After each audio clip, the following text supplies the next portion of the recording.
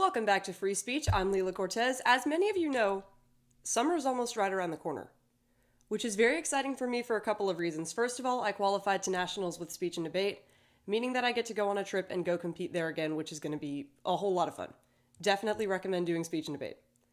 In addition to that, Patriot Academy is coming up as well, which essentially is like a legislative intensive. You go up to a capital, or if it's regional, you go to an area in your state, and essentially you get to participate in the legislative process. Other people that I know go to different kinds of summer camps. Some go to dance camp, some go to actual camp. But for me, I spent my summer last year debating and then in the Capitol. For me, this was the most fun thing in the world because, well, my interests are very, very politically minded. I'm really interested in how our country is run, what kind of policies are being passed, and how we can fix some of the things wrong in our system. I would love to be involved in politics someday. I think it's important for young people to have this desire, and I think that we're seeing a pretty good example of it right now in today's news. Now let's take a look at the facts. According to Fox News, Barron Trump, the youngest child of former President Trump, is set to enter the political fray for the first time. He was picked by the Republican Party of Florida on Wednesday night as one of the state's at-large delegates to the Republican National Convention. The Republican Party of Florida Chairman Evan Powers said that the 18-year-old high school senior will serve as one of the 41 at-large delegates from Florida to the national gathering, where the GOP is officially set to nominate his father as its presidential candidate for the November election. This is pretty cool. Now, I'm not quite 18 yet, so I wouldn't actually be able to have this position. But I'm going to be 18 in September. There are a lot of people that are the same age as me. Think about it like this. This kid is getting involved in politics right out the gate. I think that this is something really cool and something that we should look at as a nation. What would our country be like if the next generation was politically informed and politically involved? There are so many advantages that come to this, but we can talk about that later. Let's continue looking at what this actually means. Donald Trump Jr., Eric Trump, and Trump's youngest daughter, Tiffany, are also part of the Florida delegation to the convention. Eric Trump was selected as a delegation chair, meaning that he will place his father's name in for the nomination. A campaign official told ABC News that Barron is very interested in our nation's political process. Again, love this. I didn't even know who Barron Trump was until like 2 days ago when I heard about this story. But now that I do know, I see this as a perfect example of what I think more of the youth in our nation should really be like. Now, am I saying that you have to spend like 7 hours a day working on team policy debate research? Not necessarily. I will, however, recommend it because it's very fun and you find out a lot of very interesting things. But team policy debate is something for another time. I think it's important that young people are informed and involved in the politics of our nation. It's going to be their nation to inherit, so why shouldn't they care? It doesn't make any sense why they shouldn't. And I think that this is a great example of a young person getting involved in the political sphere. Now, there are a few different impacts of this. First of all, NBC News and NPR and CNN and a ton of other news outlets are saying that Trump is setting himself up to have the next dynasty. This is a bit of an interesting argument. So let's unpack this. This is from NPR. Julian Zelizer, a professor of political history at Princeton University, said, "The Trump family might be trying to position themselves as the next dynasty." According to Zelizer, Barron's selection as delegate is symbolic. He said it serves as a sign that the Trump family intends to stick around in politics and further reinforce their political home base in Florida. It signals that they will have their eye on the future, that this was not just a one-shot deal. Will there be more Trumps in politics? This just adds that to the speculation. End quote. Now, would that necessarily be a bad thing if we had more Trump policies going forward? I don't think so. I mean, think about it. Whether you love the guy or whether you hate the guy or whether you're somewhere in between, his policies were solid. We didn't get involved in a new war under Donald Trump. We had a more secure border and were working towards closing it. We had significantly lower prices for almost everything. Whether you like Donald Trump as a human being or not, you have to admit, his policy and his politics were very, very good for our nation.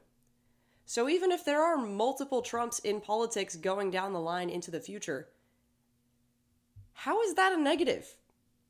We were a prosperous country before this administration has been basically turning it into the next Amtrak. It's a train wreck that just eats up money. We don't want that to be how we continue as a nation, so why would we say it's any kind of a negative if there are more of these kinds of policies and politicians going forward?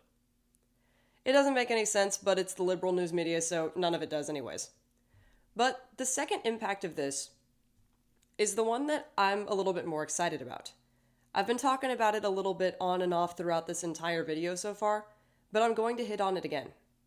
The second impact of this is that it's a great example of young people getting involved in politics. Now, why exactly is it important for young people to be involved in politics? Now, there's an argument that I hear quite a bit. People tell me, I don't really care, it doesn't directly affect me.